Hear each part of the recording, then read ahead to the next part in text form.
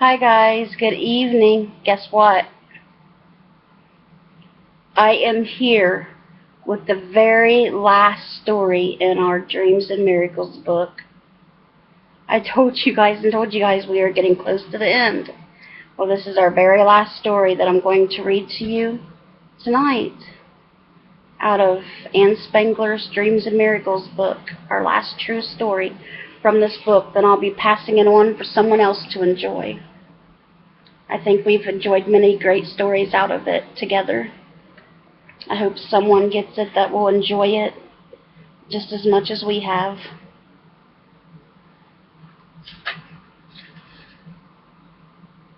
Alright. This one sounds good. These are all true stories, by the way, that people wrote in for the book to Anne Spangler that she picked out. And this story is by Paul Thigpen, and it is called I Dreamed of a Golden City. Sounds like a good story. So, as always, I will start off by reading the introduction. Rarely are we in a position to interpret the dreams of others, like Joseph did. Most often, the dreamer needs to validate the meaning of the dream in his or her own life, but sometimes the dreamer may need help interpreting a significant dream. A graduate of Yale University, Paul Thigpen is the author of 13 books and is assistant professor of religious studies at Southwest Missouri State University. On tour in Europe during the 1970s with the Yale University Glee Club, Paul heard the story of a piercingly beautiful dream confided to him by a fellow student. He has never forgotten it. Now let's get into Paul's story. Mark and I had become good friends during our summer tour of Europe.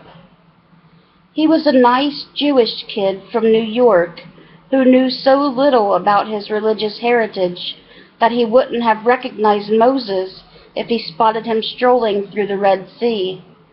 And while he knew nothing about the Old Testament, his knowledge of Jesus in the New Testament was simply non-existent. One day, Mark had a severe allergic reaction to something in the air, for him a frequent problem. Though he carried medicine with him in the event of an attack, he usually had to get emergency medical treatment if he didn't take the medicine quickly enough. This time, as he began to choke up and worried aloud that he might need a doctor, I offered to pray for him, and he said yes. Remarkably, the reaction subsided. That experience must have impressed him, because one morning he came to me and said, "Paul, I've had a dream, and I believe you're the one who's supposed to interpret it." I was studying religion at Yale, not dream interpretation, but I told him I'd be glad to listen. In my dream, he explained, I was standing with a friend, looking up into the sky, and in the sky was a beautiful golden city. As soon as we saw it, we knew we wanted to get there, but we didn't know how. Suddenly we saw a tree that seemed to be engulfed in flames. It kept burning, but it wasn't consumed. We got the idea that if we could climb that tree, we could reach the golden city. But whenever we tried, we were forced to give up because the fire was so intense. We fell back and began to cry and tell each other we would never get there. But then I heard a voice that seemed to come from above us. It was the sound of a man groaning in pain, and I knew he was dying. And the strangest thing is that I also knew he was God. But how could someone be both man and God? And if he was God, How could he be dying?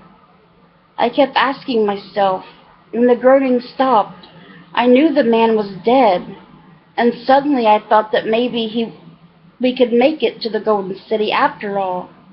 But as we approached the tree, I heard another voice saying, "Not until the morning of the third day." Paul, none of this makes any sense to me. Do you know what it means?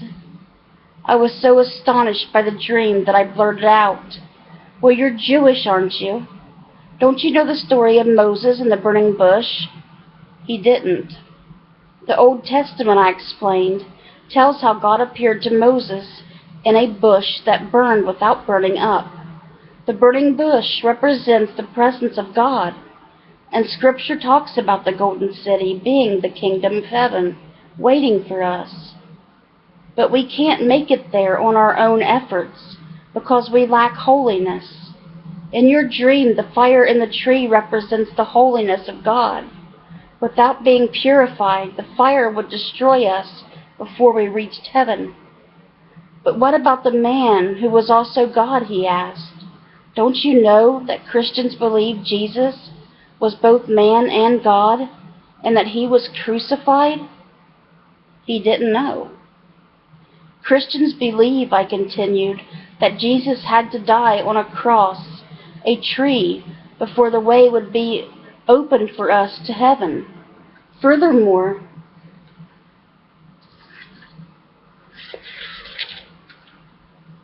the gospel story tells us that Jesus was lifeless until the morning of the third day, when he rose from the dead and later ascended to his Father, opening the gate of heaven for us. Mark looked at me wide-eyed all the time I was speaking.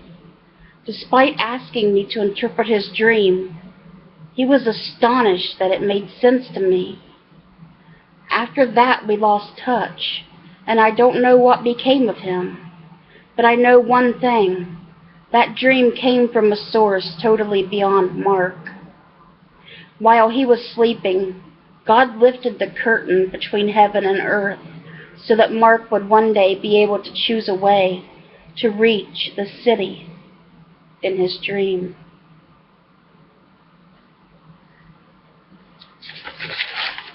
I would really like to know what became of Mark. Wouldn't you guys? I hope Mark found Jesus and accepted Jesus into his life. Oh, see, some people, guys, that's why you need to tell people the good news. The good news is Jesus. To tell them that Jesus died for their sins and Jesus is the only way to heaven. Because you see these people out here and you think, well, they just don't believe in Jesus, so, they're going to hell. Don't worry about them. Some people don't even know. They would never have been told. When they were little, their parents never told them about Jesus. And so, of course, schools, when you're in school, Jesus is not allowed in school, so they wouldn't learn about Jesus in school. Some people just don't even know about Jesus at all. They've never heard nothing about Jesus. And those people will be the ones one day saying, when they're in hell, crying for us, saying, "Why didn't you tell me? Why? Why didn't you just tell me? Now I have to suffer because you did not share this news with me." I don't want to be that person that they're saying that to.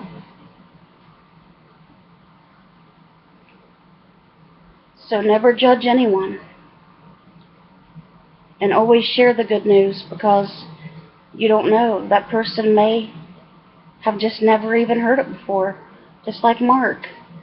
He was Jewish. You think, well, he already knows all about it, blah, blah, blah.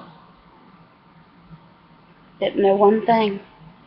Didn't know nothing about Moses, Jesus, nothing from the Bible at all. And look how amazed he was. Just from learning those few little things about the burning bush and Jesus dying on the cross and coming back in 3 days and ascending to heaven. That is one thing you can say that you can do that guarantees that you will change somebody's life for eternity, one way or another. You did your part by doing God's work to bring them the good news. So you could be the whole reason that they accept Jesus and make it to heaven.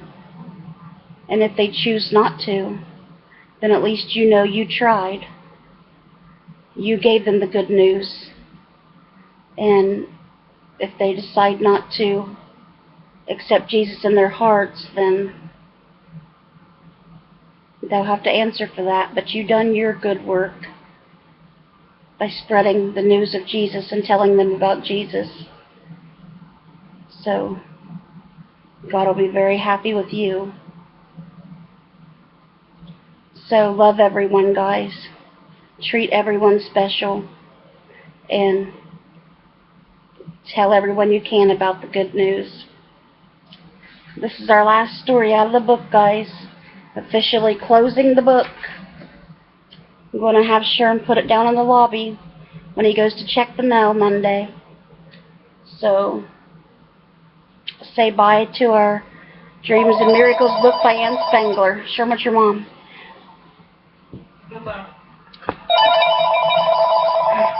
So I love you guys. I hope you guys have a great rest of your night. And God willing, I'll see you guys tomorrow with a Bible reading video. Hello. Bye, guys. God bless. How are you?